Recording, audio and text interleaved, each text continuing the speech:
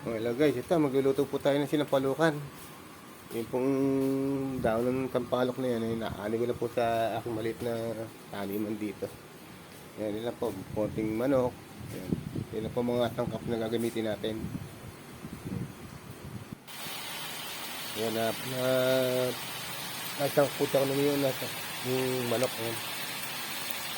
Medyo hindi ko na napakita natin paano i-igisa.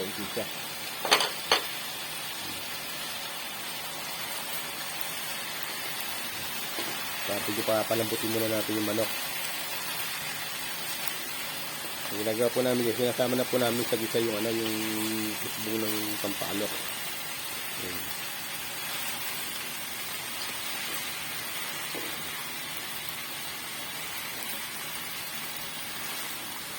Sinasama na po yung panigang.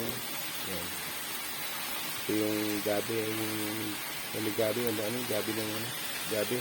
Yan.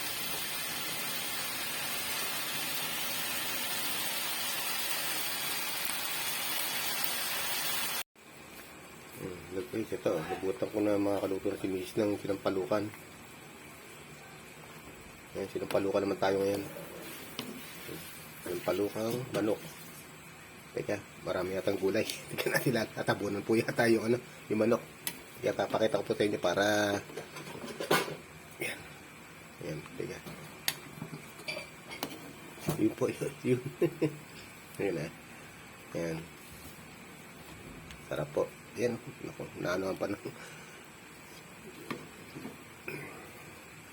ayun pala sa ilalim po yung mga manok. Ayun po.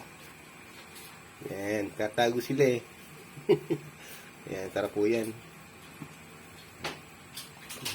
Kasi sabi ko, dabihan ka ako yung ang kangkong para masarap po kasi yung kangkong dyan.